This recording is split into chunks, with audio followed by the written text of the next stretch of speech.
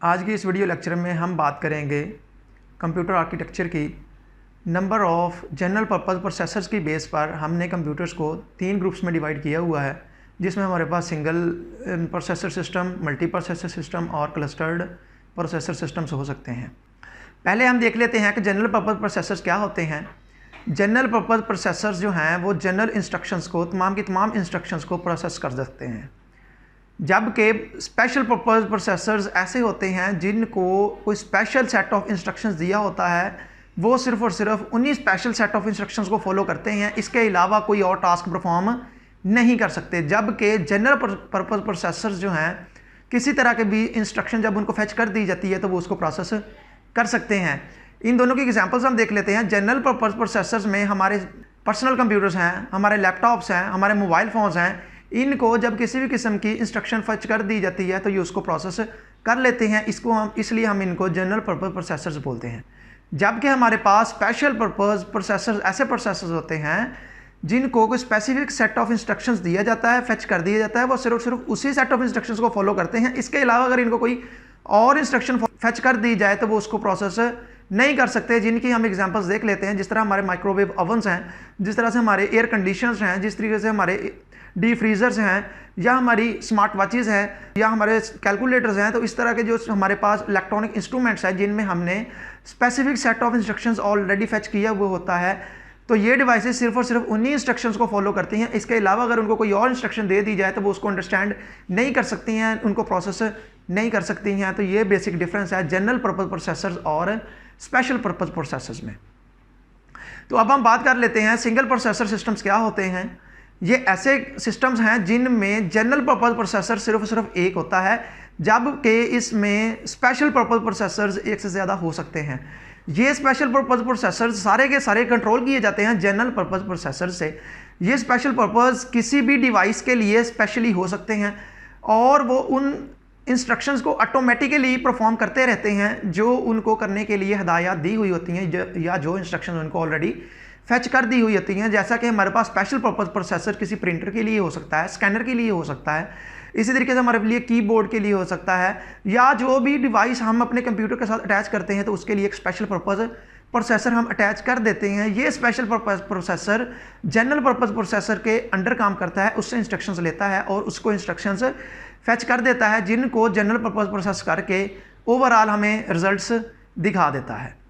Single processor computers के architecture को हम इस डायग्राम में बेहतर तौर पर समझ सकते हैं, जिसमें हमारे पास CPU होगा, उसकी अपनी एक कैशी मेमोरी होती है और हम डाटा बस को यूज़ करते हुए IO डिवाइसेस या मेमोरी वगैरह को एक्सेस कर सकते हैं। अब हम बात करते हैं मल्टी प्रोसेसर सिस्टम्स की।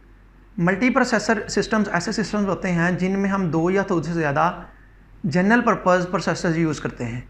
हर जनरल पर्पस प्रोसेसर्स के लिए उसके अपने स्पेशल पर्पस प्रोसेसर्स हो सकते हैं जो कि जनरल पर्पस प्रोसेसर से कंट्रोल किए जाते हैं, और स्पेशल पर्पस प्रोसेसर जो हैं वो इंस्ट्रक्शन जनरल पर्पस प्रोसेसर को फेच करते हैं और जनरल पर्पस प्रोसेसर उन इंस्ट्रक्शंस को प्रोसेस करके हमें रिजल्ट्स जो है वो दे देता है।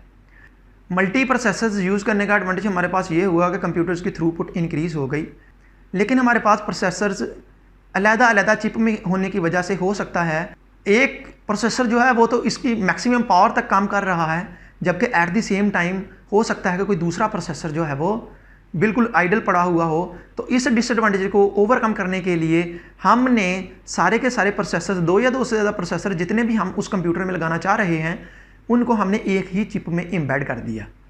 इस कॉन्सेप्ट को हम कोर्स का कॉन्सेप्ट बोलते हैं, जिसकी एग्जांपल हमारे पास core two dual core, core i3, core i5 और कोर i7 है, जिसमें हमने ज़्यादा प्रोसेसर्स को एक ही कोर में एम्बेड किया हुआ है। हर एक की अपनी अपनी कैशी मेमोरी है, लेकिन वो सारे के सारे एक शेयर्ड कैशी मेमोरी भी रखते हैं।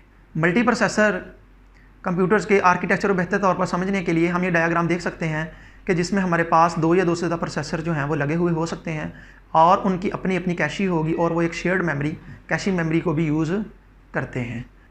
कोर्स में काम करने की वजह से सारे के सारे प्रोसेसर्स जो हैं वो अपना काम बांट कर करते हैं, पैरेलल में काम करते हैं, जिससे कंप्यूटर की एफिशिएंसी बहुत ज़्यादा इंक्रीज़ कर गई। लेकिन जैसे जैसे हम कोर्स बढ़ाते जाते हैं, एक स्पेसिफिक नंबर ऑफ़ कोर्स के बाद कंप्यूटर की एफिशिएंसी जो है वो डिक्रीज़ करना शुरू कर देती है।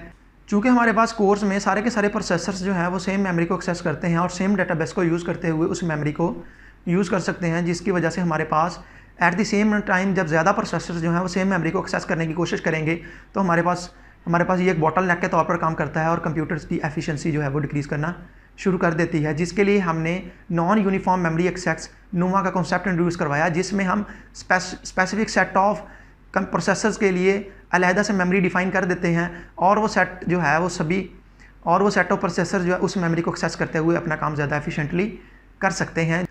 लेकिन नॉन यूनिफॉर्म मेमोरी एक्सेस में जब कोई एक प्रोसेसर किसी दूसरे सेट ऑफ प्रोसेसर्स में से किसी प्रोसेसर की मेमोरी को एक्सेस करना चाहता है तो हमारे पास उसके लिए काफ़ी ज़्यादा डिले आ जाता है और काफ़ी ज़्यादा कंप्यूटर को प्रोसेसिंग के लिए वेट करना पड़ सकता है, डाटा के लिए काफ़ी ज़्यादा वेट करना पड़ सकता है, जिसकी वजह से कंप्यूटर की एफिशिएंसी डिक्रीज़ कर जाती है।